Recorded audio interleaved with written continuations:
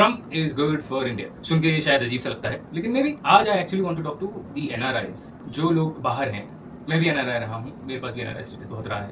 मैं भी देश से बाहर रहा, मैंने भी बाहर पढ़ाई की, मैं बाहर का काम भी करता हूँ। पहले बहुत कामों में जरूरत थी कि आप फिजिकली बाहर प्रेजेंट रहें। आजकल ज्यादातर काम ऑनलाइन हो जाता है। सिस्टम को ऑनलाइन रखने के लिए भी जरूरी नहीं कि आप फिजिकली वहां पे प्रेजेंट रहें।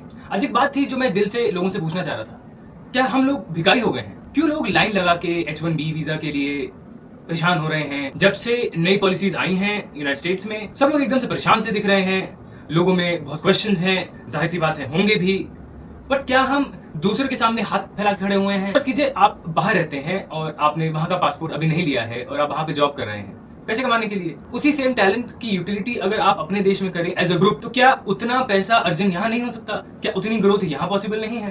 क्या नए नए स्टार्टअप्स इंडिया में नहीं बन रहे हैं या बनाने की कोशिश नहीं की जा रही है? क्या आप उस अमेरिकन सिस्टम के इतने आदी हो गए हैं कि आपको लगता है वापस आना मुनासिब नहीं है? मेरे पर्सनल ओपिनियन में वो फिर भी एक फॉरेन कंट्री है। आप हमेशा वहां पे एक सेकंड क्लास सिटीजन के रूप में रहेंगे।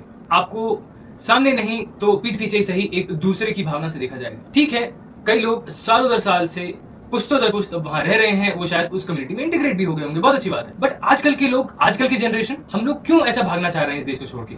अगर मेरा घर खराब है तो मैं उस घर की सफाई शुरू करूंगा कि नया घर ढूंढूंगा? मैं अपना पर्सनल एग्जांपल दे सकता हूँ। मैंने बाहर पढ़ाई की, अच्छा खासा काम स्टार्टअप शुरू कर दिया और पैसे बनाने की कोशिश शुरू हो गई थी। मैं देश में था, छुट्टियों का समय था, रोड पे वॉक कर रहा था और एक व्यक्ति से मेरी मुलाकात हुई, mister Sanjeev Sanyal, I'll take your name here. We had a 15-minute conversation. 15 minute के अंदर बहुत छोटी सी बात में उन्होंने मुझे याद दिलाया कि मैं इस देश की मिट्टी से उपजा हूं। अगर रिस्पॉन्सिबिलिटी नहीं तो अपॉर्चुनिटी बना के देखिए, चीजें चेंज हो रही हैं।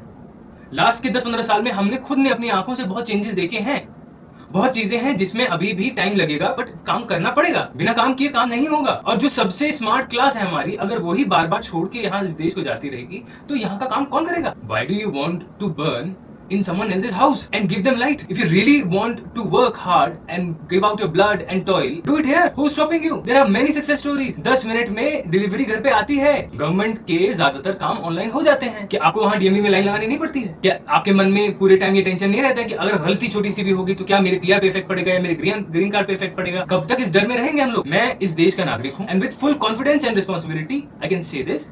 The Constitution of this country allows me plethora of rights और कोई राइट्स नहीं रोके जा रहे हैं। आप ऑनलाइन जाएं, आप देखें, लोग प्राइम मिनिस्टर को भी गाली दे रहे हैं, चीफ जस्टिस को भी गाली दे रहे हैं, प्रेसिडेंट तक को गाली दे रहे हैं। जिसका जो मन में आए वो कह रहा है, हर चीज पे रोक नहीं लगाई जा रही है। हाँ, माना हम लोग एब्सोल्यूट फ्रीडम ऑफ स्पीच वाली कंट्री में नहीं रहते हैं, कुछ बाध्यताएं हैं हमारी, बट कुछ ना, काम की रोक टोक नहीं है। एक समय आया था पार्टीशन के टाइम पे जब बहुत सारी फैमिलीज ने लिटरली जीरो से फिर से अपने आप को लाके और स्टार्ट किया था, और वो आज Sindhi families, Punjabi families, families in Calcutta, families in Bombay, families in Delhi and other parts of India, they are prospering. I personally know such families. ये काम आप लोग भी कर सकते हैं। Maybe ये एक opportunity है जहाँ पे लोगों को कहा जा रहा है कि ठीक है, वो उनकी कंट्री है, they are taking their boundaries.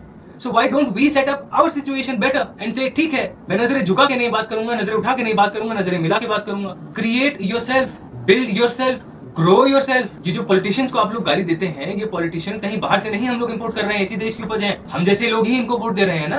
गाली देने से पहले दूसरे को वोट दीजिए या पॉलिटिक्स से उतरिए। अगर कीचड़ से प्रॉब्लम है तो कीचड़ में उतरो बंधु, बहुत अपॉर्चुनिटी है सीवेज में भी। और जहां बात देश की आती है, जहां बात कंट्री की आती है, मैं सबसे आगे खड़ा हूं।